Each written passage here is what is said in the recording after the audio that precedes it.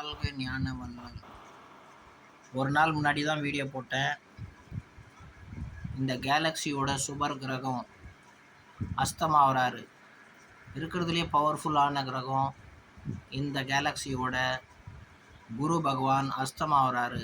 அஸ்தமானா தண்ணி நீர் சம்மந்தப்பட்டது, காற்று சம்மந்தப்பட்ட ப்ராப்ளம்ஸ் வரலாம்.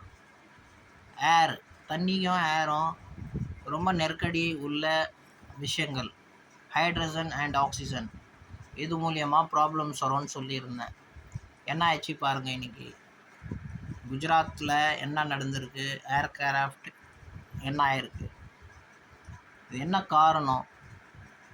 மிகப்பெரிய சுபர் வந்துட்டு அஸ்தமானதுனால இந்த மாதிரி தண்ணி விபத்துங்கள், காற்று விபத்துங்கள், இல்லை இன்னொரு கண்ட்ரிலேருந்து இன்னொரு கண்ட்ரி சண்டை ஆகிறது, இது ரொம்ப அதிகமாக காணப்படும். இந்த ஒரு மாதத்தில் ரொம்ப ஜாகிரதையாக இருக்கணும். ட்ராவலிங் ரொம்ப உஷாராக பண்ணணும்.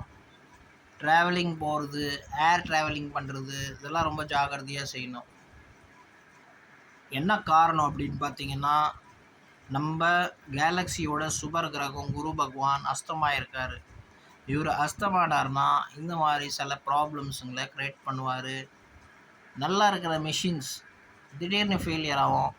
அது பழைய மிஷினாக இருக்கும், நல்லா ஓடிட்டு வந்திருக்கும், எந்த டிஃபெக்டும் இருக்காது. அது புது மிஷினாக இருந்தாலும் திடீர்னு ஃபெயிலியர் ஆகும். ஸோ இதெல்லாம் என்ன காரணம் அப்படின்னு பார்த்தீங்கன்னா, குரு பகவான் அஸ்தமாகிறது. இந்த குரு பகவான் அஸ்தமான குரு பகவானை வழிபடணும்.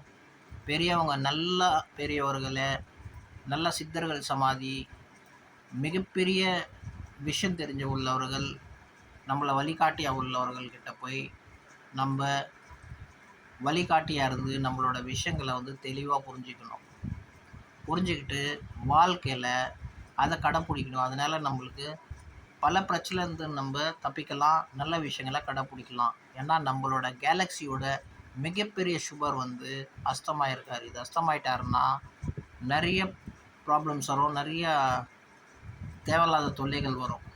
ஸோ ரொம்ப ஜாகிரதையாக இருங்க ஃப்ரெண்ட்ஸ். ரொம்ப